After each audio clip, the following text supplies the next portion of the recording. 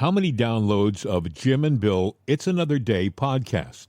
Today, the podcast show has fetched 400 million downloads since its start, and an average of 350,000 downloads per episode, about 3.9 million downloads per week. Well, hello there.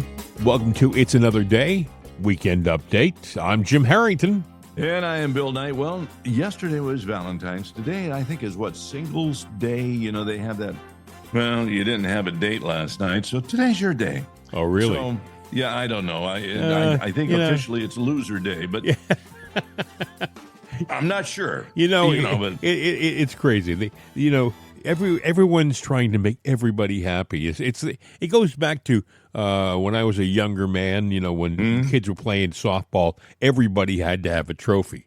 Even if you lost, if you were the worst person on the 9-man team, you got a trophy for being the ninth best or something like that.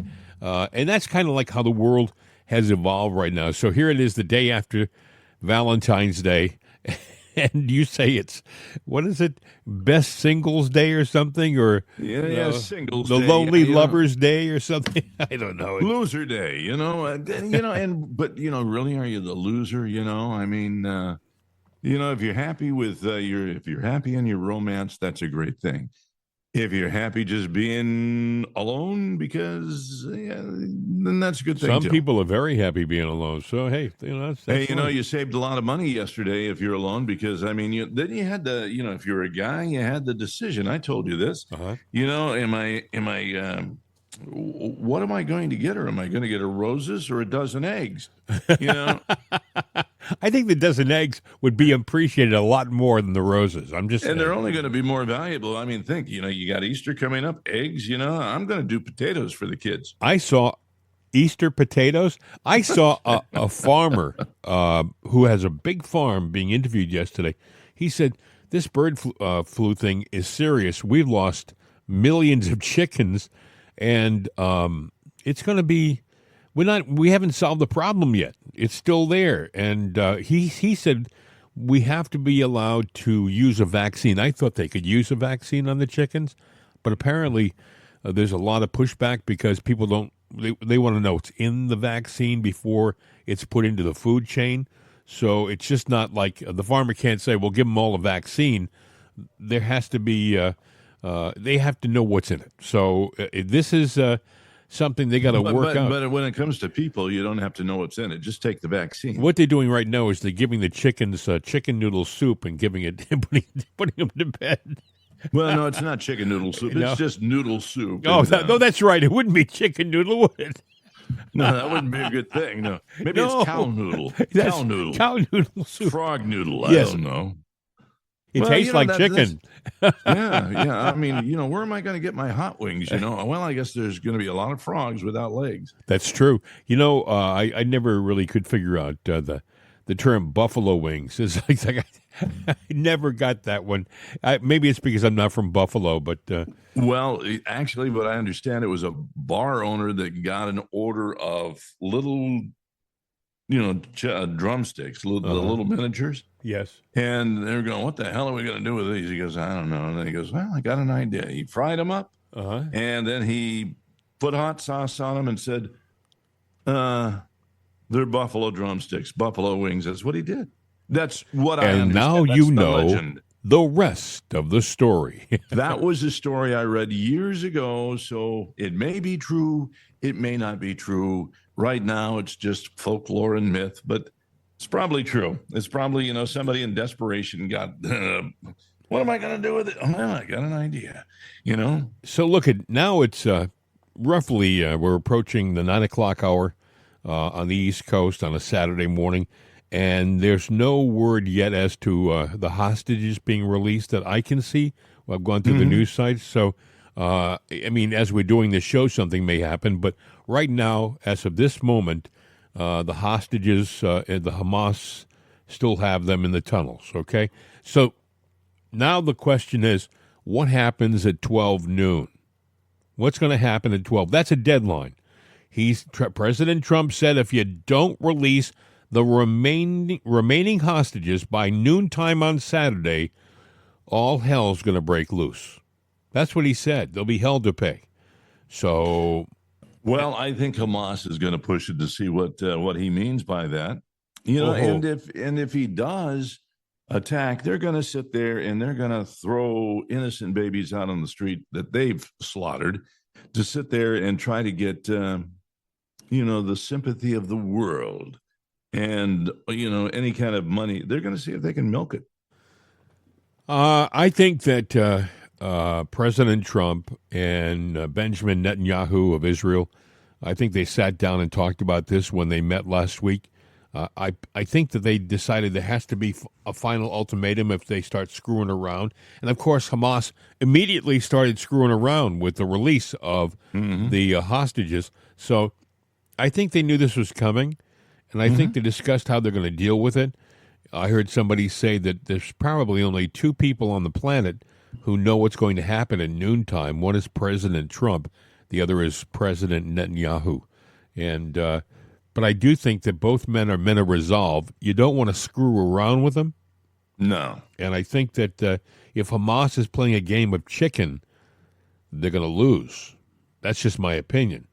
Right. I mean, they can walk around with all the AK-47s and masks over their face they want to and their bandanas, but the fact of the matter is, when it comes to weaponry, they don't have it. They just don't have what the opposition has. They shouldn't mess around because the only people who are going to get hurt are the citizens, the civilians. Let me ask you a question, because if something blows up there, that's going to be the big news for the weekend, big distraction. How do you think the media is going to play it? Pro-Trump? Oh, no. They're gonna blame Trump for the innocent victims, like you just said.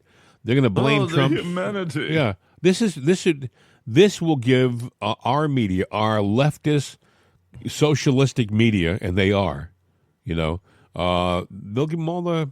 But you see, I've learned something by watching the Trump of the first 4 years and the Trump now. You can see it in his demeanor. There's a seriousness about him right now that he didn't have in the first term, partly because he didn't know the players like he knows them now. He didn't know the media like he knows them now. Mm-hmm. And this man has been attacked. Did you see what he put outside of his Oval Office? No, I did not. Oh, Bill, they showed this yesterday. He has in a gold frame, big gold frame, right at the entrance to the door, the Oval Office door. The mugshot that was taken down in Atlanta. That picture? Oh, great shot. It's blown up nice and big, so the first thing you see when you walk into the Oval Office is that mugshot.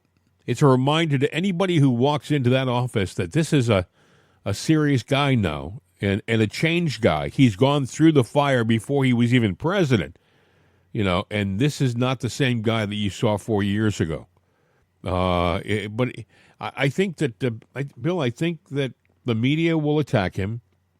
I don't think he gives a damn about the media anymore. No, I don't think he does either. I mean, I can see and hear how they're going to attack that picture even. They're attacking everything. They're going after Elon Musk. They got Chunkin in there. I guess she's supposed to decide whether, Elon has any authority at all to try to remove him, but I don't think she's done anything yet. Well, because another judge that Elon was saying, you know what, maybe we ought to impeach judges, came around and said, you know what, I don't see where he doesn't have any authority not to, do some of these rulings that he's doing. So he kind of lifted that ban. Well, it'll be interesting to see what happens. It's going to be a very important day today, I think. And like you said, it's going to be it's going to carry the news for the rest of the weekend, I'm sure, whatever happens at noon today. If they release him, it'll be the talk of the world.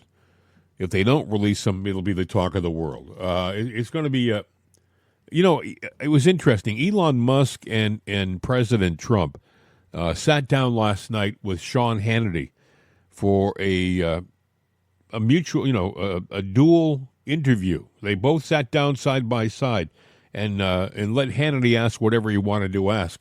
Some of it sounded like this. Listen. You have to be keenly aware that the media and the punditry class, not that, I think you've proven they have no power anymore because they threw everything they had at you and they didn't win. And that was, the New York Times, Washington Post, 3 networks, every late night comedy show, 2 cable channels. They threw everything, lawfare, weaponization. Sure. And now I see they want you two to start, they want a divorce. They want you two to start hating each other. And they try, President Elon Musk, for example. You do know that they're doing that to you. Oh, I see it all the time. They tried it, then they stopped. That wasn't. They have many different things of hatred. Actually, Elon called me. He said, they're trying to drive us apart. I said, absolutely. They said, we have breaking news. Donald Trump has ceded control of the presidency to Elon Musk. President Musk will be attending a cabinet meeting tonight at 8 o'clock. And I say, It's just so obvious. They're so bad at it. I used to think they were good at it. They're actually bad at it, because if they were good at it, I'd never be president. Because I think nobody in history has ever gotten more bad publicity than me. I could do the greatest things. I get 98% bad publicity. I could do, outside of you and a few of your very good friends, it's like the craziest thing.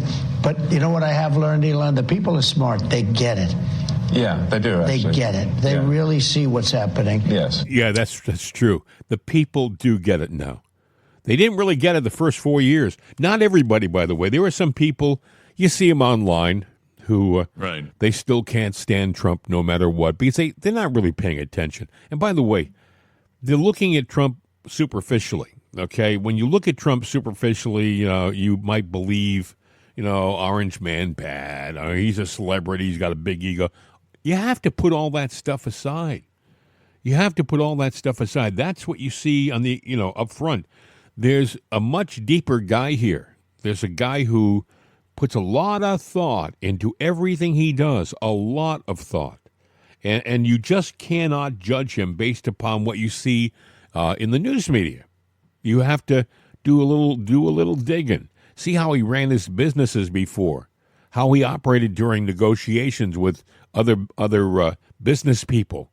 The guy is, when they say he's 4 or 5 moves ahead of you, that's probably the case. And by the way, he uses that media persona that maybe makes you a little crazy. He uses that to his advantage. It throws his opponent off. What do you think, Bill? No, I think you're right, but I think the digs are going to go on. They're going to keep pushing harder and harder because that's all they got. They're going after Hegseth right now too, with the military. And remember the guys over the COVID-19 that were, you don't get the shot, you get out. Right. Now some actually got dismissed by the military. Some of the other ones, they just said they voluntarily left. Now, I guess that order that they kicked in, that they put in, to reinstate and give them the back pays and, restitution, that went for the guys that were kicked out. The guys that voluntarily did it didn't quite get the same package from what I understand, and they're a little upset about that. But I'm going, they're doing a lot of things quick and fast. And with that, there may be some, things that drop through or get that don't quite get taken care of. But then again, too, there may be an argument there that, you did it voluntarily. You did it voluntarily, so there's a difference, by the way, Bill. There's a difference in the business world. If you quit, that's you voluntarily moved away from a business. If you get fired, it's a whole different thing. You're pushed out the door, and sometimes you're left in the lurch financially. Sometimes when you quit, you're going to another job or you have savings put aside for the move. There's some planning involved. It's not quite as painful. But when you're, unceremoniously kicking the dupa out the door, maybe that's a different situation. So, but it was interesting. Another thing I saw yesterday, Bill, is that there's some people in Washington who are a little ticked off that the Trump administration is having the military heads of government that they're appointing. They're not West Point graduates. I mean, they come from like the ranks of all. My God, Tulsi Gabbard, Pete Hegseth. These people, they were all officers in the military, but my goodness, they didn't go to West Point. That's not supposed to make a difference. No, it's not. But you know what? They're trying to impose all these standards and rules and everything else on it because they're using anything that they can to try to go after him. I don't care. I think she's qualified for her job. I think she got the job, and that's that. We slipped away from the talk about the hostages for a second. I just want to add one thing. Yesterday, one of the released hostages, who is an American and an Israeli, has dual citizenship, a guy who was released only about a week ago. One of the guys who actually was released, and President Trump talked about him because he looked like a Auschwitz survivor. His name, I think, is Keith Siegel. He put a video together to thank President Trump. Listen to what he said. My name is Keith Siegel, and I'm a 65-year-old American citizen. I love country music, and I love pancakes on Saturday morning, but that was my previous life. Since February 1, I am a newly released Hamas hostage. I am a survivor. I was held for 484 days in unimaginable conditions. Every single day felt like it could be my last. President Trump, you are the reason I am home alive. You are the reason I was reunited with my beloved wife, 4 children, and 5 grandchildren. Thank you for your continued fight against terror and for your bold leadership that has brought me and many others back home to our families, to safety and to security. When I was in Gaza, I lived in constant fear for my life and for my personal safety. I was starved and I was tortured, both physically and emotionally. When the war intensified, the terrorists who held me treated me even worse than usual. Terrorists kicked me, spat on me, and held me with no water, no light, and no air to breathe. Mr. President, once again, your leadership, power, and authority are necessary to enforce the ceasefire and put an end to the unnecessary daily dangers to the lives of innocent hostages and civilians. Your leadership and strength will ensure the agreement is honored by all sides. That is what will allow all 76 hostages to return home to their families. I trust your strength and leadership, Mr. President. The helpless hostages in the dark, cold tunnels in Gaza also trust you. Please bring them home.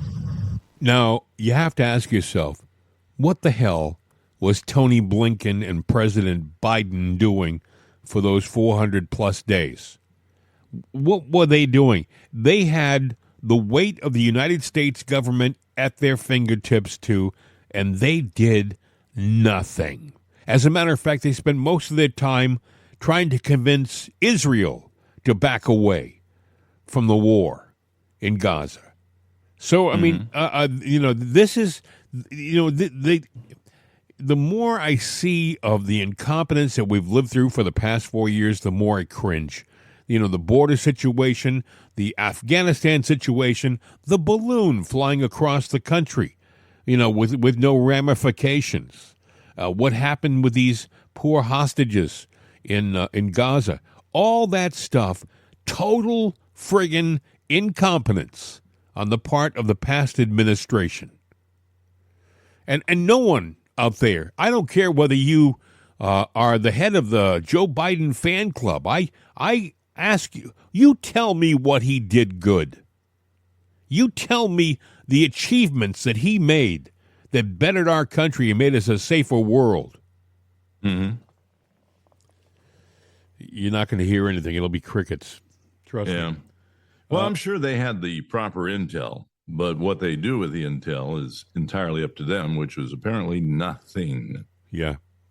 You see where Jen Psaki was on MSNBC saying that MSNBC is not a tool of the left. It's not a tool of it's not a tool of the Democratic Party. Of course, she had to say that with her fingers crossed. Listen. You're at MSNBC. Do they come to you every day and go, here's what we think is important to preserve and fight for whatever? No, everybody gets a zillion press releases and pitch calls, but no. No. I'm talking about the head of it. Oh, no. You determine, we determine, each of us for our shows, here's what I'm going to cover today, and here's what I'm going to talk about, and here's what I think is important, which there is an independence-ish of that. And there also is, you're not waiting to be told what to say about anything. You're going to say what you think. So people can trust that, and that is a good thing. See, I disagree with that. I think it's not that you're able to be independent. It's that you're then a prisoner purely to the minute by minutes. Purely. You mean in terms of ratings? The ratings, incentives, and all those other things. If you don't have the ideological component, right, then you don't have a governing authority of editorial authority, right? The greatest trick Roger Ailes ever played was he delegitimized editorial authority while exercising absolute steel trapdoor editorial authority. The greatest thing he did because it led them to be an arm piece, a mouthpiece of the right wing. It led them to be exactly what he wanted it to be, which is an effective expression of his worldview. And MSNBC, I am unburdened by not having, I can share whatever I think. I have obviously worked in Democratic politics for 20 years. I don't hide anything about that. It is a progressive leaning network. But nobody is, to the frustration at times of many elected Democrats, it is not a mouthpiece of the Democratic Party. Oh, gag me. By the way, if the interviewer sounds familiar, that's Jon Stewart. Yeah. Well, okay, but she gave the tell if you listened carefully. It's a progressive leaning network. Okay, that's number one. Mm-hmm. Number two, she's worked for the Democratic Party for years. Right. She is lack of a better term, coining the phrase, a lefty. And if she's a lefty and everybody that's hired is a lefty by a lefty, you've got an entire camp. Yeah. This is like, and they have one agenda. Sure. And that is not just to get Trump. See, it's not about Trump entirely. No, it is about anything Republican or conservative. So it could be anybody in that office. They're going to go after him. Elon Musk, because he associated himself and aligned himself with Trump, he is now a target. If I sat there and went in and said, well, I want to, get on the team, and they go, you bring some skills, we're going to put you here, I would be the next one at bat that they would sit there. I'd be the ball. They have the bat. And that's what they're doing. Yeah. They went after Roger Ailes, the late, great Roger Ailes, as if he was the Svengali. He was a genius in that he realized that everybody in the news world was going left, and he wanted to differentiate his network from them. So he went right because he was a conservative anyway. It was a natural move for him to bring the network right. And it found a massive audience that way. Right. And, so what you have now, but you have to remember Jen Psaki was the, first press secretary for Biden? For Biden. So she started the lies off. She is, if you watch her show on MSNBC, she continues to lie. It's all she does.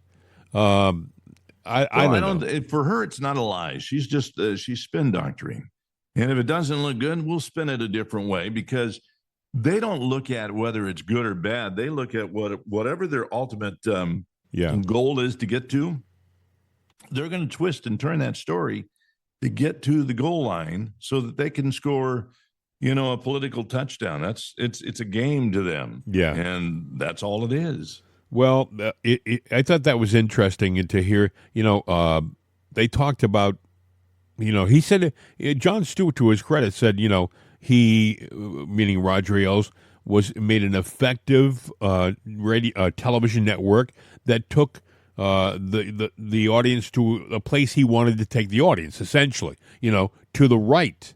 Whereas, and when I hear her saying, well, we all have our own decisions to make, and no. You were, first of all, you were all hired because you were left-leaning loons, okay? That's why you were hired. maybe you think that you're given total autonomy, but the mere fact that they hired you for that network, you already are coming to that network, walking in a certain direction. You're already walking to the left. It's not like they took you to the network neutral and said, okay, you got to go this way. You were already there. So I think that, and then what I see the editorial directors that they have in the network, Bill, are all leftists, so they all push them towards certain stories. They get their walking orders. Yeah, but there is no neutrality in the reporting of news anymore. Yeah, like if you go to Gateway Pundit, you know that it's got a mandate. It is conservative and right wing. But even then, I'll see stories on there where they go, "Oh, wait a minute, that's not right." But the point is that they are MSNBC, they're NBC, CBS, ABC, CNN. They are supposed to be the neutral pulse of America. They just give you the news, but that is not what's taking go to place. the old gray lady, the New York Times, right? It's supposed to be like the source. I mean, I used to know people who didn't read anything, right? But they always got the New York Times delivered to their front porch every morning. They had to have their Times. I knew people who were, they didn't read anything else but the Times, Right. And I don't know. The Times has always been a left-leaning newspaper. They try to sell themselves as being neutral and the authority on everything government. They have the answer, the real answer. Everyone else is, pontificating, but they're truthful. No, they're not truthful. All right, they are left. By the way, I think I heard yesterday, Bill, I could be wrong on this, but I think I heard that they were getting government subsidies. The New York Times, New York Times was getting a government subsidy. I think it was from USAID. Yeah, no, they are. What the heck are they doing? By the way, Chelsea Clinton was getting a large government subsidy from USAID. This is a young lady, folks, who's worth millions of dollars and hasn't worked a day in her life. And this is what they're going after right now. This is what Trump and his people are going after. Some of these people are going to have to explain what they did to earn that money. Why did you get millions of dollars? I think she said that she represented an organization, a foundation she set up that was going to feed people in Africa. And then they found out that they only fed like a handful of people, and each meal cost about $1,400. Well, they did it under our noses, whether you like it or not. There was a guy, he was very flamboyant. I remember, his hair was parted to the right, wore glasses, and he had the white suit. I think it either had question marks or dollar signs all over it. And he was talking about getting your government grant money, and you could get the brochure on it. And, he was selling the book, but the book was selling the fact these were all the agencies that were set up. And this was how you would go in and say, well, I do this and that, and I want to do research on, I've got a matching set of wine glasses here, but which one, holds and gives you where you can savor the flavor the best. Yeah. And I could sit there and get whatever I thought I needed to do that research, 25,000, 50,000. Amazing. 150,000. And I didn't have to pay back the money. It was mine. So I could buy a bottle of wine and couple of glasses and then pocket the rest. That went for me, and I don't think you have, because they did that. And a lot of these places, the study of look what happened over a couple of days ago. I haven't been able to stop thinking about it. When Trump won and it was announced, he was going to be taking control, the Environmental Protection Agency, the people who were running it at the time said, "Oh, we got to offload all of this money before he gets into office." But this is what the left does all the time. They put a video together, and they bragged about the fact they were throwing gold bars off the Titanic. I think that's how they phrased it. Gold bars off the Titanic. Well, when Lee Zeldin became the EPA administrator, right, when he took charge of the EPA, and he'd seen that video, he dug a deep dive. He found where that money was. They had taken $20 billion that hadn't been distributed yet. It was sitting there. It wasn't money that was being spent on anything. $20 billion that was in the EPA's coffers. That's with a B, folks. And they put that money in a private bank. They moved it off-site to a private bank to hide the money. Well, they found the money.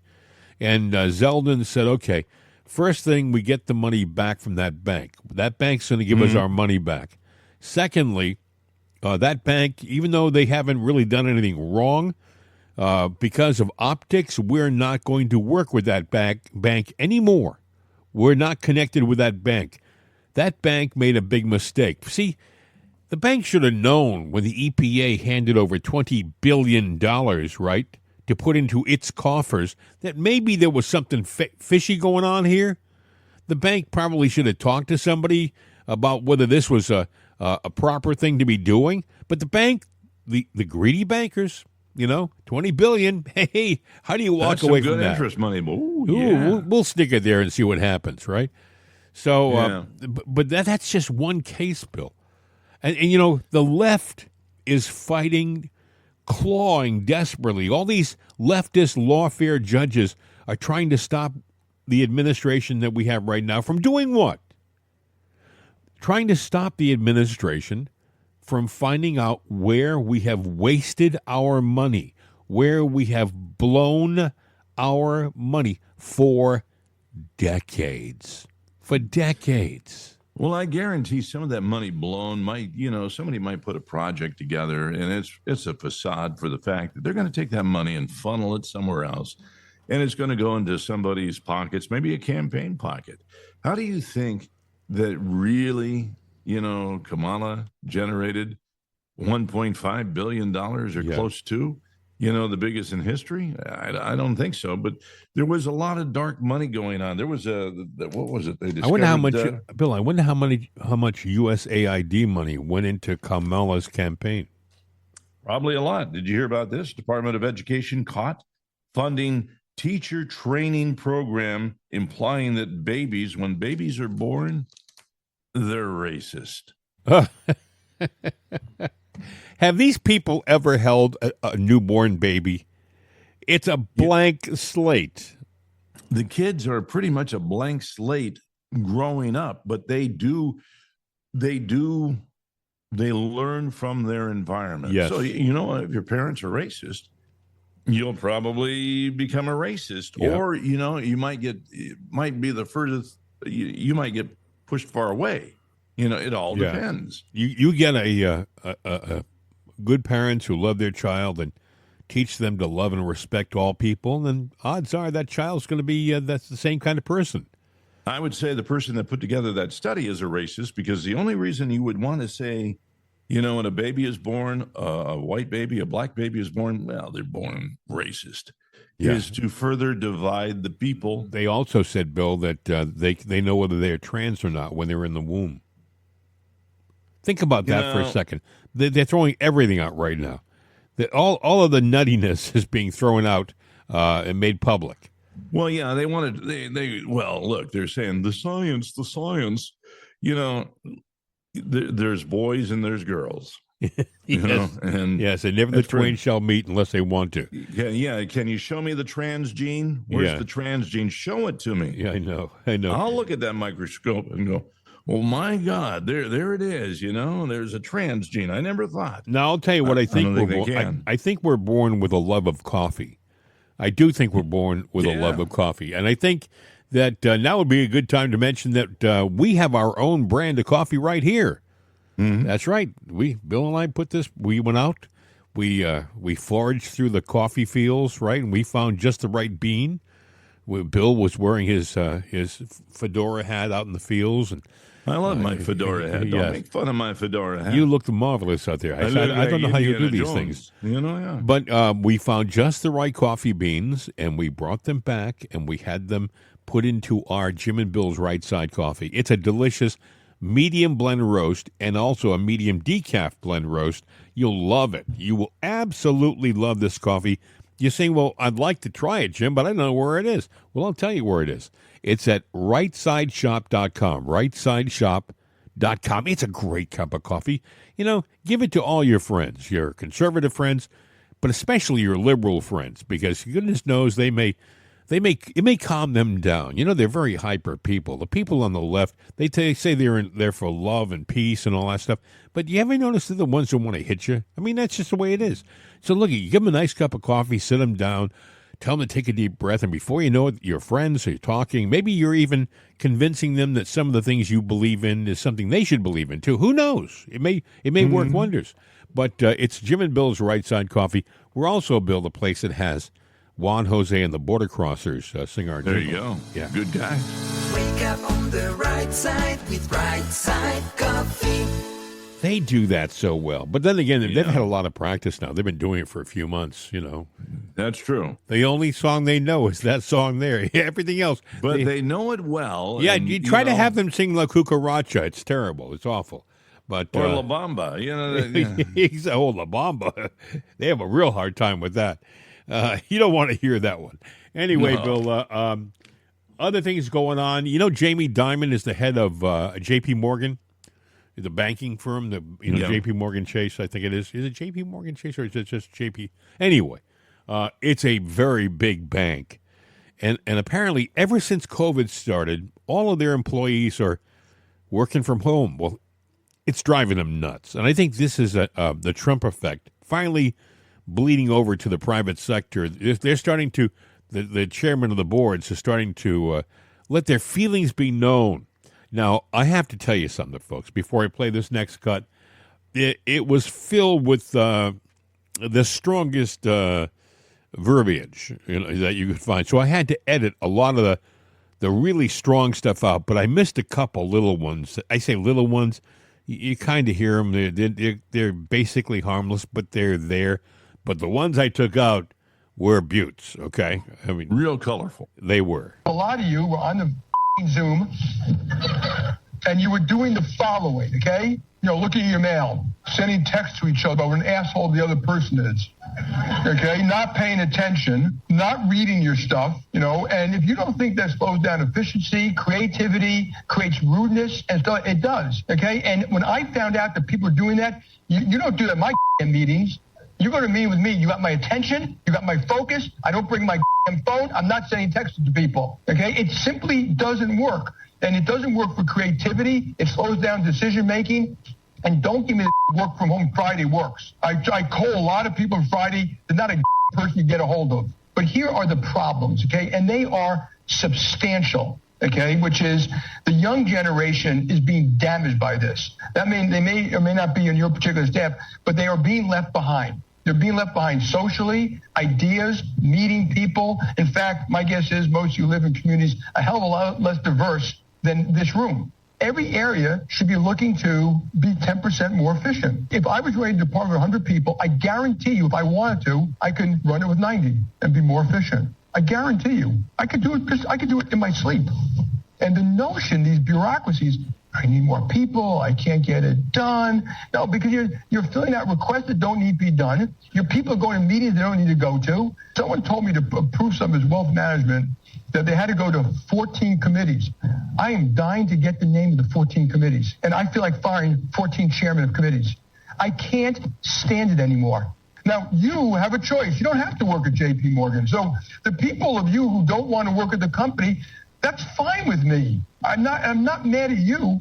Don't be mad at me. It's a free country. You can walk with your feet, you know, but this company is going to set our own standards and do it our own way. And I've had it with this kind of stuff. And, you know, I come in, you know, I've been working 7 days a week since COVID, and I come in and where's everybody else? But they're here and there, and the Zooms don't show up, and people say they didn't get stuff. So that's not how you run a great company. We didn't build this great company by doing that, by doing the same semi-disease shit that everybody else does. Okay, it's the chairman of the board at J.P. Morgan. Mm-hmm. I was right, J.P. Morgan Chase, Jamie Dimon. He's not happy with the people who have been working at home. And if I remember correctly, I think he supported the left. I think he supported Hillary and and Joe and stuff like. Could be wrong, but it sounds like what Trump is doing is rubbing off. He's starting to realize, well, wait a second, and he's doing in the private sector what Trump is doing in Washington. By the way, yesterday was a lot of people left government employ yesterday. Almost 10,000 were asked to leave yesterday. I think a lot of them were IRS agents too, weren't they? I think there were some, yeah. But, some of these people were only on probation anyway. They were new hires. And this is something you should understand, folks. A lot of people, the Biden administration wanted to jam up this administration, so they hired a ton of people at the beginning. But they were all on probation. That's how the government works. I think you have 90 days or something like that, or 120 days on probation, maybe longer. I don't know what the days are. But you have a probationary period, and they just dismissed him yesterday. Thank you very much. We appreciate your service, but we're done. And this is the kind of thing that this previous administration did. They intentionally backed up the system. It would be like if it's your home sewer system, they threw rolls of toilet paper into the toilet to try to clog it up. That's go ahead, Bill. No, I was just going to. It wasn't a great thing that they did, but well, they have taken it to a new level. The Biden administration, they intentionally tried to sabotage the incoming presidency. And by the way, if you listen to how Trump is talking about Biden, he knows it and he doesn't like it. He has said Biden was incompetent. Yeah. And by the way, they cut him more slack than they should, I think. I think he used his, I want to say dementia, as an excuse. Well, Joe's old and he's not as sharp. But if you follow Joe Biden from his youth, as I did, I remember when Joe Biden was a younger man, he still was an unimpressive politician. He still was the kind of guy you didn't want to turn your back on because he might shiv you, Yeah, he was a slick-talking thief is what he was. Yep. He's always been a thief. He's always been a liar. And he was pretty slick, But the point is, over the years, it really sped up just before his running for president. And then when he became president, it went downhill fast. Bill, he did it with the trademark Joe Biden $1 billion with a B, $1 billion smile. That great smile. Joe Biden could smile at you and stick it to you. And a lot of people fell for it. A lot of people. What did Obama say about him? You want to really F things up? Ask Joe Biden to take care of it. Who did Biden pick as his running mate? Both times. And you mean Obama? Who did Obama? pick? Obama. Who did he pick? Well, he picked Biden, and there was a reason. There was probably a sense of security, and also, Biden went to the Ukraine, and he did the SOB line and his famous bragging about the money and everything else. So he was an effective tool of Obama. Yeah, he is. He's not what he wants you to think he is.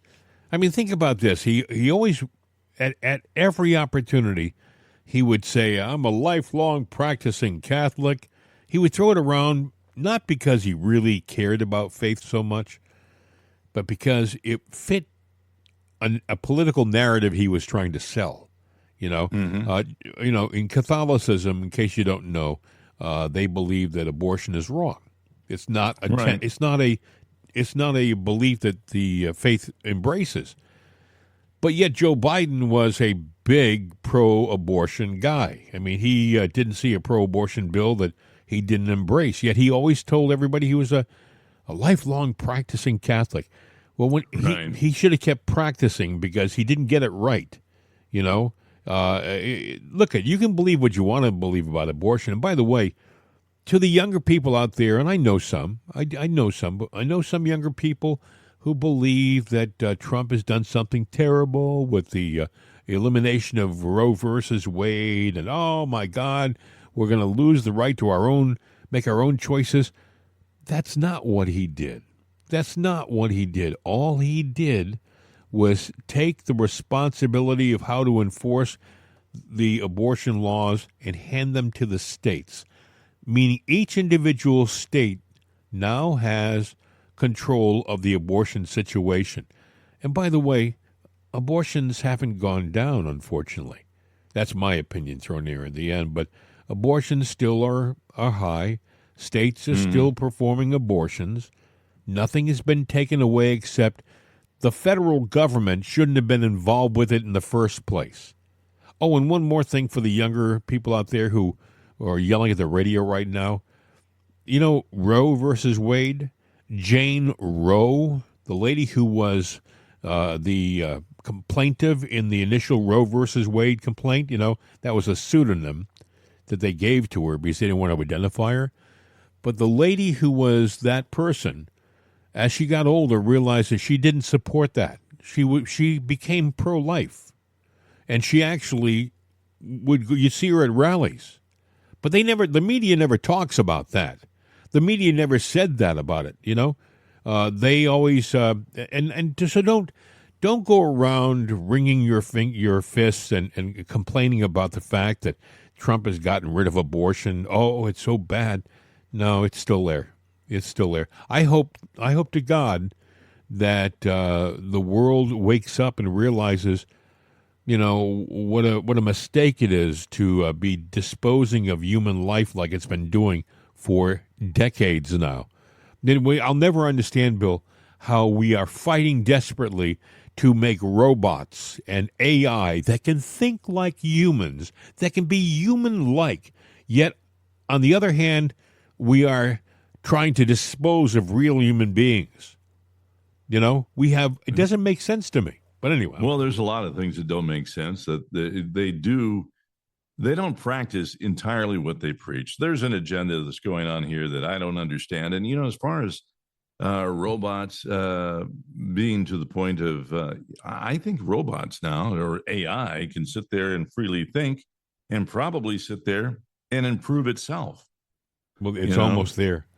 Yeah. What is it called? Singularity? Singularity. I think it's pretty much there. Yeah, singularity, I think, is when robots can think for themselves. And that's a dangerous thing because they may look at us and say, oh, these guys are inferior. They're not terribly smart. They can't think as fast as we can think. We can think around those corners. We created them, and we made them better and better and better and better to where, they will, they do. They outthink us. We depend on them. They can be a great tool, but we have to sit there and figure out the mechanism to put in there or take out to not let them be a singularity. Let me give you an example. I didn't tell you this, Bill. The other day, and I've written some stories. I write screenplays and short books and stuff like that. It's a hobby. I haven't bought any new cars with anything I've made from doing it, but it's a hobby that I do. One of my scripts, I subscribe to Chat GPT because I think it's interesting, and I never did this before. I asked it, "Can you draw me a poster for this script?" And I uploaded the script. It's 125 pages, right? In a second, it devoured the script, meaning it understood what the script was all about. And sure, I can do that. Within 2 minutes, I had a beautiful poster of my story. It looked like an ad agency in New York had taken the script and had its graphic artist put together a phenomenal movie poster for my script. Now, my script hasn't been made into a movie yet, right? But it did this in like 2 or 3 minutes. And I mean, this is where they're at. Now, if I sent my script to New York and an agency said, yeah, we'll get some more graphic artists together, we'll put something together for you in a week or so, you might have a rough drawing in a week or so, right? You may not have the final for maybe 6 weeks, if that. And this is where AI is right now. This is where the precipice we're at right now. It's a scary situation because it can affect so many things, folks. So many things. Every aspect of your life can be fed through the prism of AI. As I sit here talking to Bill and you, and I have a little device that looks like a hockey puck a few feet away from me that I get the time and the weather from, but it's a form of AI. It's a form of artificial intelligence, and yes, is it hypocritical that I use it? Probably. I mean, I don't say anything that I wouldn't say to any other person, so I figure I got nothing to hide. But if you want to be private, if I had a law office or something like that, and I was working with clients, I would never have a device like that in my office. I would rip it off out of the wall. You would never see it anywhere. As a matter of fact, I probably wouldn't have a cell phone. Yeah, but one of the things that you do is you use the internet, right? Yeah. And case in point, you can sit there and do a search. Your wife goes, hon, we need to get something different for the living room. And you type in one search. I know. And now every time you turn on that computer, it's there. Bill and I were, the other day, were looking at a microphone. He has bought that microphone. I like it. And I was thinking about it. And I did a search for that microphone. No, it's popping up all the time. Oh, Bill, I've seen that microphone more than I've seen family members. That microphone keeps popping up everywhere. Yeah, it still pops up in mine. I'm going, I already got you. Come on, you want another one, don't you? No, I don't. Yes. I only have one mouth. I don't need 5 mics. Yeah, I'm talking to myself, it's, but either way, but that's how it works. So, you're being monitored all the time. And if you go into the fine print in your software, to use the software that you, by the way, paid for. Yeah. You consent to them knowing everything that's on your computer. Yeah, it's amazing. So some little freak geek in a little hole somewhere goes, oh, we got to have access to everything. He's just going to have to agree to this. And I know he's paying this much a month for this, but no, we got to have it. And then they can sit there and let's say that you run for political office. Oh, this is what their agenda is going to be. I see it here. Yeah. Because, they put scrapers out there, and I'm sure they have scrapers that sit there and they I had a person say to me the other day, a person I care a great deal about said to me about, I'm a little concerned about that Project 2025. Now, this is somebody who is a very smart person, I think the world of. But she has a lot of other things happening in her life that are distractions, like everyday work. She spends all of her time doing other things. So when she gets her news, it's in snippets. And unlike Bill and I, who it's kind of like what we do, right? I mean, other people go on with their lives. Their world is crowded with distraction. So when they see, here's something like Project 2025, they don't know what the heck that is, but boy, they don't like it. They don't like it because the media has said it's something which is terrible, media, and this is the kind of stuff that Trump has had to weed through. He has said on numerous occasions, I haven't even read Project 2025. I don't even know why they even mention that. It's not something that I'm even considering. But the media doesn't say that. The media doesn't talk about that. Yeah, and the other thing they don't talk about, a lot of things in Project 2025 were stolen from Trump. Now, not everything. That doesn't mean he's Project 2025. I've read it. I didn't see anything terribly bad in there. They've taken things and twisted them. But either way, I'm sitting there going, I took the time to read it. Somebody mentioned a particular page and a particular thing it said. And I'm going, yeah, I read that. And I'm sure not getting what you're saying.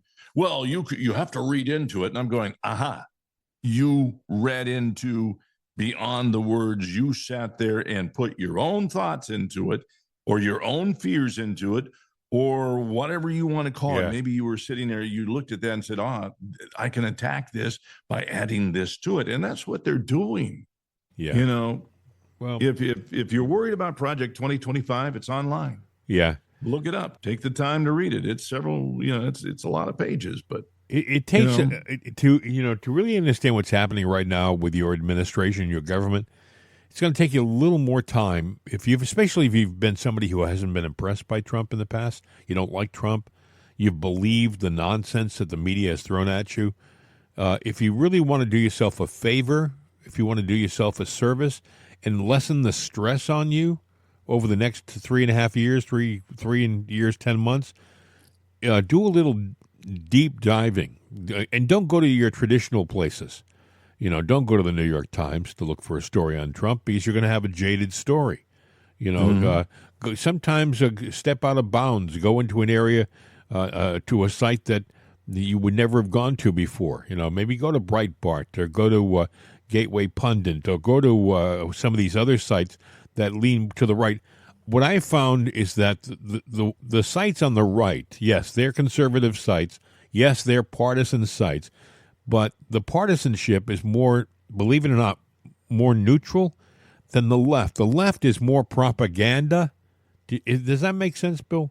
Meaning the right, they're more truthful with their information because they don't have to bend it. They don't have to shape the facts. The facts are this, Whereas with the left, in order for them to sell their ideas, they've got to bend them and shape them and warp the truth to make it fit what they want to say, if that makes any sense.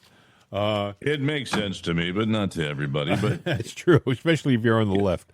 Yeah, don't believe what you hear from the news all the time. You can take it as just a heading to where you look it up and sit there and go, okay, let me get both sides of the story to make a balanced, well thought out decision. If you hear something, MSNBC, they'll probably have the story, but it will be their version. Try to get a neutral or at least a balance, both sides of the issue, so you can put them together and figure it out. Because otherwise, you're being death walked into something very bad. Hey, before we wrap this program up, once again, a reminder to try our Right Side Coffee, Jim and Bill's Right Side Coffee, if you would. Be doing us a big favor because, a percentage of the profit, not all of it, but a percentage of the profit from that coffee goes to us, and we intend on turning that money around and put it into promotion so we can grow the program. We have about 4 million people a week downloading the program and listening to it, probably streaming it more than downloading it, but streaming the program. And we have people all around the world. Bill and I were looking at the statistics yesterday, and we have people listening in New Zealand, and we have people listening, and we were amazed. We have people who are listening in Ukraine, would you believe? Yeah, a lot. And Russia, too. Yeah. But they're in the news, so they're probably, to be honest, they're probably out there scouring any site that might talk about them, or they see it in our heading, our description. I think they'd just like a great talk show. Then they might like a they great just cup love of coffee and should. That's what it is, Bill. They love the coffee. They want to know where to find this stuff. Yeah. They wanted to find out where this Right Side Coffee, Jim and Bill's Right Side Coffee, can be bought. And I'll tell you where. I won't keep you hanging. It's at rightsideshop.com. Rightsideshop.com for Jim and Bill's Right Side Coffee, the only coffee that have Juan, Jose, and the Border Crossers sing their jingle. Wake up on the right side with Right Side Coffee. So I got other stuff I could read, but we always keep saying that we're going to keep the updates short. Did you see, by the way, Bill, there was a Russian drone strike on the old Chernobyl nuclear power plant, which is in the Ukraine? I didn't realize it hit that. the roof. Yeah, it was. It was in the Ukraine, and there's it has global ramifications.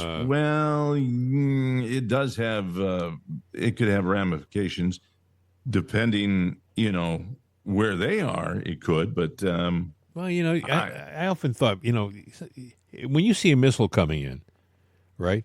Many times the ground troops will fire at it, trying to blow it up. And sometimes they hit it and knock off a fin or something like that, which knocks it off course. Maybe that missile was never aimed at, or that drone was never aimed at that that's true. Power plant. So, I don't know. Or maybe it was intentional to taint the land. I don't know. And You'll have to wait and see, but eyes are upon it. But the focal point shift. I mean, that Black Hawk helicopter that was in the news from that air traffic wreck a few weeks ago, or what was it, a week ago? I guess it was 2 weeks ago, right? Wasn't it? No. Yeah. Okay. But now everything's coming out now. Apparently, somebody speculated they did have their night vision goggles on. They weren't listening to the tower, so they didn't heed the warnings. There was the instructor and there was the trainer, the trainee. And apparently one said their altitude was 300. The other one said the altitude was 400. But they weren't supposed to be at either. And apparently altitude. there was a message from the tower. Yeah, that the got other blocked, plane was circling. It got blocked by a tone. Beep. There was a mic, either a mic switch was keyed or something, but they believed that for just less than a second, there was an electrical interference between a message from the tower and the helicopter, which is sad. Yeah, but they were doing stuff there that they weren't supposed to be doing. And they knew they were in an air traffic zone. I'm pretty sure they knew that. So they were oblivious to it. And unfortunately, it cost a lot of lives. But either way, yeah, I'm sure there will be more on that. And I'm sure there's stuff that they already know that they're withholding on it. But I guess Now, listen, say a prayer if you're a person, a believer like I am. Say a prayer for the hostages. Pray that President Trump gets them released before noon today. That would be a wonderful thing. A little post-Valentine's Day gift, wouldn't it, to get those people back? It would be nice. I got to believe that they know something. With that ultimatum, he already knows something. Yeah. Now, that doesn't mean there's not some that are still alive, but for the most part, they could all be dead. Yeah. And if they're not wanting to release or work with anything on anybody, and the deal was so lopsided. Yeah. At some point in time, you can't sit on your hands forever. Exactly. And the fact of the what were we giving, like 1,200 to 3 or something like that? We were getting 3 hostages, and they were getting like 1,200 prisoners back, which is just terrible. Well, I think we withheld some prisoners. I think it was 1,000 to 1. Was it 1,000 to 1? Yeah, it was 1,000 to 1. So amazing. They got 1,200, and somebody said, we only got 3. Yeah. Do we know that we have any more? And I think probably the other hostages during debriefing probably said, hey, I didn't see the other people that you're talking about. So, mm-hmm. And then was there another release from Russia today or yesterday? With I think that they announced there was going to be one. I don't know whether I heard of it happening. Maybe I'm wrong. I thought it was. I know there was a top secret state jet that was coming back to the United States, and it all of a sudden did a turn and went to Moscow. Oh, really? Well, yeah. Hey, these things everything is. The thing about this administration is they don't show their cards. They will hint their cards, but they don't show their cards until they've got a winning hand, and that which is smart, I think. Yeah, we're in the game. This, it's a high stakes poker game, and they speak when they win. If it doesn't happen, then they just say, yeah, we're still in the game. Hey, listen, I haven't got anything else to add for this update program. Again, we always try to keep it short. It never seems to work out. But we will be back again on Monday, unless something incredible happens over the weekend that just commands us to be back with an update to our update. It's an update. Huh? Anything you want to add? No, I think there's only one thing to say, and one thing is all we need to say. Hasta la vista, baby. We're out of here.